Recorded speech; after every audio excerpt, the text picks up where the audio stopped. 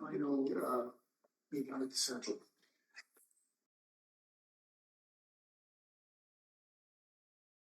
It's 10 o'clock. I will call the Law and Rule Committee meeting to order. Mr. Gray, if you would admonish us, please. Thank you, Chairman. In accordance with the State Ethics Act, it is the duty of every board member to avoid both conflicts of interest or appearance of conflict. Any board member has any known conflict of interest or appearance of conflict or any matter coming before this Law and Rules Committee today, please so state the conflict or appearance of conflict and refrain from any deliberation and vote in that particular matter. Thank you, sir. If I could hand Mr. McRae a copy of Yeah, please. I have about 3 things on the agenda and one more question. So when Mr. Gray settles back down, we're going to go over rules first. So, Mr. Gray, if you would cover the changes to 0904. I will be glad to. Members of the committee, if you've reviewed your attorney's report, you'll see the status of the pending administrative rules. And one of them was a rule that needed some change. It's based upon the feedback from firearms instructors through Mr. Bullard, through Deputy Director Bullard. I was just holding it until that rule through the process and was published. It was effective the 1st of last month. So now, barely with the ink dry, we are going to be changing it again if you approve it today. But before you have a copy of .0904, renewal of firearms trainer certificate. One teeny tiny little change in the title. I took the A out because it's inconsistent with the rest of the rules, similar rules. But if you'll drop down to new E, and you'll see the underlined portion in there. The only change being made would be for firearms requalifications. The trainer is exempt from the requirements of 0807D of this chapter and shall be required to qualify only once in 2 consecutive attempts. So they do not have to qualify. They do not have to have twice in 3 attempts. Is that right, Ray? Yeah. So that's just the change. It's a practical reasons. First of all, one thing is at night, getting in that many times in for night qualification with daylight savings time, et cetera, will help there, but don't think it's going to affect the quality of trainers that we have. Most of them, by the time they're a firearms trainer, they can pretty well shoot. So that's before you for consideration. It will be, as far as I know, the only rule that the board would have. So it will be just run as a single rule and not with a group of rules like we typically do. We've just been waiting for, as I mentioned, 0904 to go through the process. Okay. Any questions about that particular rule? Would you please cover anything else we have in the hopper before we vote on the change to this? Oh yeah, I'll be glad to. Don't know how much detail I will go into with the board, but in my attorney's report, we've had under the administrative rules. As you know, I had to pull the administrative rules we had pending back for 2 consecutive meetings of the Rules Review Commission because of their objection to rules that had existed, some of them since this board was created, and there had never been an issue. One had been amended 12 times with no objection, and then they all of a sudden objected that we did not have the contents of our application form included in the rule. This, we sort of started a little battle over at the Rules Review Commission over this. They have now established and published some guidelines. They do not have rules, believe it or not. The Rules Review Commission doesn't have rules governing these things. They have policies and guidelines, and they have published them on what those type of rules have to contain, because most boards and most state agencies do not have the contents of their forms in their rules. But they objected to our rules on that grounds, had to pull them back. just as I'd gotten them on the cusp of being approved, then they objected to the portion regarding expungement. And the staff had approved them, and the commissioner, they're not allowed to tell me who, but a commissioner objected about our rule. That was based on the board's law that passed last year regarding the ability of the board to look at expunged criminal charges, which is something the Criminal Justice Standards Commission and the Sheriff's Standards Commission both have the ability to do. So we included it in our bill, as well as the Security Systems Board, Security Systems Licensing Board. We did exactly what Criminal Justice Standards and Sheriff Standards did. I used the exact same language, but it exists a third place in the general statutes, and we did not make the change there. So I had no argument. We obviously did not in our bill. So I had to go back and pull all of those last minute. I had about 3 days warning to do that, so I had to scramble around and pull all those.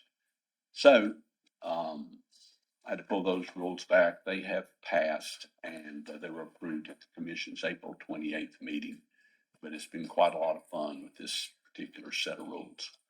But I will have to go back to the legislature. I'll probably go back and do it at the General Statutes Commission, because it's changed 2 places and it's inconsistent in a third, and that's within their purview to change it.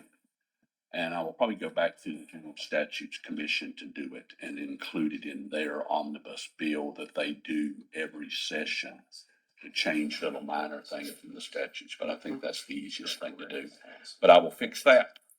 But came as quite a surprise to us. And I scrambled around. I contacted the attorney for the Criminal Justice Standards Commission, said, what'd we do wrong? And we all started scrambling around. But we'll be able to fix it, I hope, pretty soon. Nothing major. We hadn't had the ability to look at expunged records for all these years. Nothing major that just put us off by about 7 or 8 months. It's the legislature. Pardon? It's the legislature. This is true. Yes, it is. It is true. But I will fix it. But that's pretty much it. This will be the only rule that we will have pending. And my little file of to do, that will be it. That's the only thing in it. So, okay. At our last meeting, the issue came up of asking staff to look into background checks for transfers, and Ms. Sherwin looked into that and prepared a memo, and I would ask that you cover that for us, please, sir. Sure. Sure. Yeah. The question was posed last meeting if we should start requiring background checks for the transfer of unarmed guard registrations. We do not currently require a background check for the transfer of unarmed security guards. There is a background check for transfer, or what we call a duel of armed guards, but not for unarmed. So just to help you make that decision, I did a little research, which is mostly on page 2 of your memo, that shows, I'll just summarize it here, but only 6% of our registration applications are unarmed transfer applications. And last year, of those roughly 1,900 transfer applications we received, only 39 were denied for new criminal history, which is just less than 1%. So by comparison, 20% of new unarmed guards were denied for criminal history. So I don't have a position one way or the other, whether or not you want to require a background check for the transfer of unarmed guards, but these numbers indicate that there might not be a necessity for it, given how many are denied in the midst of a registration before they come up for renewal some months later. Well, Mr. Chairman, Yes. as a practical matter, when you're doing the transfer in Primidium and you get down there, there is the 3 questions about have you ever been arrested, yada. So as a myself personally, as a designee, I run it anyway, just because I've got to answer those three questions. So from a practical standpoint, I don't see that it's a big problem. And there would be a cost increase to do the transfer as well, $12 more. Yes, there'd be a Added to the CRC. $20.96. Correct. Is there any movement on the committee to move forward on that, or? Like I said, from a practical standpoint, I think it's, you should do it anyway, so I would be in favor of moving forward with it.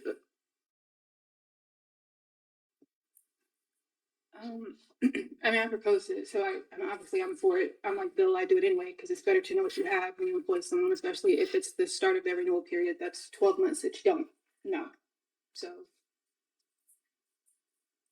And the other issue would be the process time for staff, correct? Yes. I mean, a transfer application takes us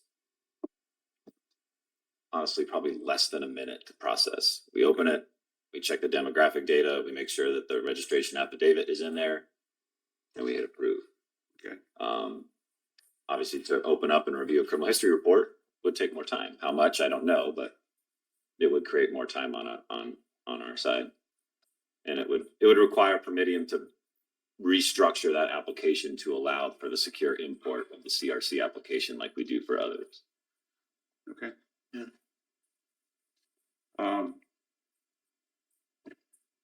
What's the wishes of the committee carried before the board? Or I'll entertain a motion to do one or the other. I motion to bring it before the board. To increase the fee and to do the background check. Yes. Okay, that's the motion. Do I have a second? I'm gonna second it. I agree with that. Okay. Discussion. All in favor indicate by saying aye. Ayes have it. It will be carried before the board. We'll discuss it during the committee report.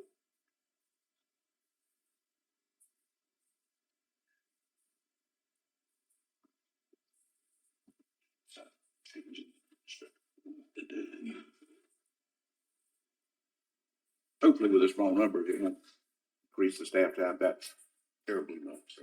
Sure. Excuse me. Paul, are you saying that on a transfer, what happens if somebody puts a transfer and they say yes and they put a description on one of those three questions? The staff doesn't do anything further than review those? We would go back and reference the application they're transferring from. So Okay, I get you. yeah, whatever active registration they're using to transfer from, we'd go back and just double check that criminal history report came in. Sorry, thank you. Mm-hmm. Another issue that was brought up last time was the having staff to look into a secure registration card, and so that the card would last. It wouldn't be a paper card, or and it would be issued to the individual that they could carry with them if they did transfer. So would you like to review that, please, sir? Sure. We've had 2 incidences recently of guards carrying photographs of fraudulent registration cards. They have not been carrying actual physical cards, but digital copies. And so the question was posed, should we look at ways to make the registration ID cards more secure, or at least more resistant to fraud? Typically the way that that's done, as we all know, is like something like a hologram or some other secure functionality to the card. So we contacted our card printing company and asked for a quote and some explanation about how this is done. It would be very costly and time consuming to do this. The feedback that we received from the card company was that these fraudulent resistant cards, like take your driver's license, for example, are designed to last many, many years. Whereas our registration ID cards are designed to last 1 year before they expire, if the guard even gets them from their employer, right? So what it really breaks down to is our current cards cost us 60 cents a piece to print. Based on the quote that this company provided us, it would cost us $70 to print a card. So the cost would just be, it'd be $2.1 million a year to print 29,000 ID cards with this secure. And we're currently paying 17,000 for those Yes, cards. correct.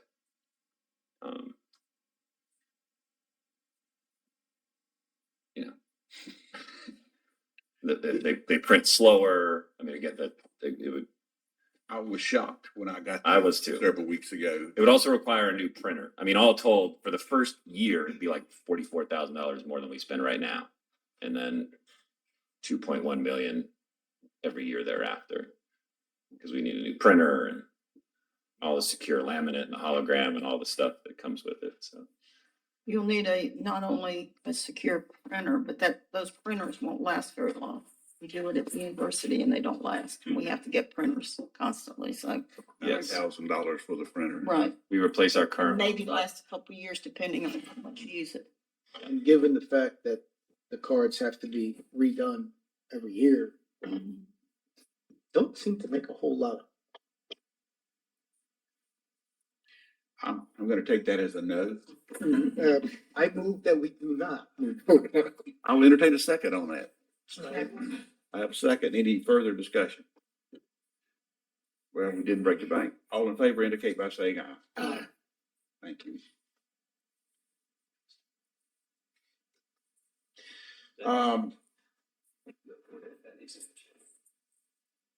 Hopefully somebody can remember something, because I failed to record something. We talked about the visual classroom at the last meeting, and there was some concern and talk of changing the rule not to allow 35 people, the max of 35, and reduce that. But I don't know where we left that. Thank you.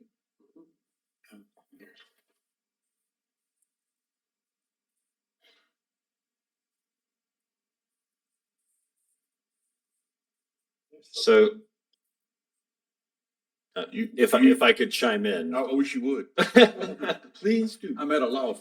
Yeah, the rule is written a little strangely in that if you're looking at rule 0707, which is the training requirements for unarmed security guards, down towards the bottom in paragraph D is in Delta 6. It says the total number of students receiving the in-person or in-person remotely training at one time does not exceed 35 students.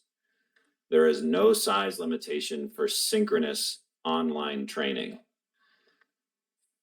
I wish Mr. Buff was here because he's the one who came up with these fancy education terms, but earlier in the rule, it defines what, we all know what in-person is, but it defines what in-person remotely training is and what synchronous training is.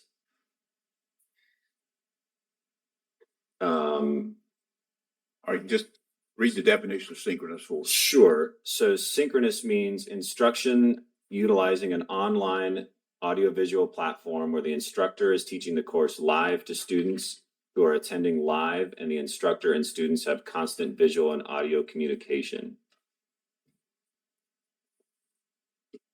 A webinar, basically. Yeah, absolutely. Yeah. Yeah. So that type of training right now has no classroom size limit, which I think was the concern. Yes. In-person is limited to 35, and then in-person remotely is an instructor delivering a course to students in an in-person seated classroom while also transmitting to another or other multiple classrooms where students are in person. So and that was done for companies, large companies, where they have branch offices. They want to get their people trained. The trainers in Greensboro, but they've got an office in Charlotte and Raleigh and Wilmington, and that's why it was done that way. But there's no class size limitation on the remote, correct? synchronous, Synchronous. where it's like a full, yeah, everybody is remote. No, the one you were just saying where, so there's a difference between remote and synchronous? Yes. Is there a class size limitation for remote? 35. Okay. Yeah, I don't see how somebody can, But it could be 35 at each of the sites. oh, No, because it says, total number of students at one time. Oh, It's okay. not exceeding 35. Okay. So that would be total. I interpret that as total. So we've got caps on 2 of our 3 means of doing the training, but on the synchronous, we have no cap, so you could have 100 people in it doing a webinar and trying to ask questions. Right. I did, after you discussed this last month, I received feedback from one of our larger companies who, they're hiring hundreds of employees a week, and they're having a hard time training all those people under these 35 person limits. So that was their concern. I don't know that. We looked at this long and hard when it was put into place. I'm not sure we need to increase the numbers there. I'm more concerned with the fact that when you do the synchronous, it could be. You could have 500 people on a Yeah, webinar. exactly. it, as most of you know, I'm not a big fan of our current unarmed training, but you still have, for a trainer, for an instructor, this is what we are, we are putting our officers out there based upon this training. You have to have an interaction when you're training. You have to, and to have no limit, even 35 to me is big. But I mean, if you were in a classroom, all right, I can see that because I can walk around, I can look at their faces, I can, whatever. But to have no limit, just to me is, it's just saying, hey, you might as well just take the old CD and put it in and let them watch it for 2 hours. I don't see that. I'd like to think about having the same limit on all. At least, if not less, but okay, yeah. What's the feelings of the committee? Yeah, it should be across the board. Yeah. Okay. I'll entertain a motion. Motion. Second, Motion to limit the synchronous to 35. I have a second. Further discussion? now, Mr. Gray, is that You can do it at the same time we just did this other rule. Exactly. okay? So I don't think you need a draft back before you to approve it. You're just changing. 0707. Correct. Is that correct? I don't think there's any need to bring the draft back to you. I can do the change. Okay. just cut and paste from one of the previous ones. All right. All in favor indicate by saying aye. Aye. Those opposed, like sign. That's all I have on my list. Does any committee member have anything else they'd like to bring forward? Staff? Yeah, I do. So you gotta love this. So the 904E that you just voted on needs to be changed. Needs to be what? Needs to be changed. Because it references 807E, which is for security guard, which is 80%. And it needs to reference 090183. Okay. Which is 9. So basically it should be for firearms requalification, the trainer should meet the requirements of 090183 Okay. in 1 or 2 attempts. Should meet, not be exempt from. Not should be exempt from, should meet the requirements of 090183. And that would mean they would have to shoot a 90 1 out of 2 times on our course of fire. Okay, so the language would be for firearms requalification, the trainer is required to meet the requirements of Rule 090183. Is that correct? Yep, in 1 out of 2 attempts. Jeff, you got that? Mhm. Okay. So I'll entertain a motion to revise 0904E to modify the requirements from the rule we previously voted on. So moved. Do I have a motion? Do I have a second? Second. And a second. Further discussion? Sure, I had that. All in favor by saying aye. Aye. Right, no. Paul, you don't have anything else to bring before the committee? No, sir. Yeah. No, Anything? Okay. Any other business? That's okay. Motion to adjourn? Motion. Second. In favor? Aye. We're done until 11 o'clock.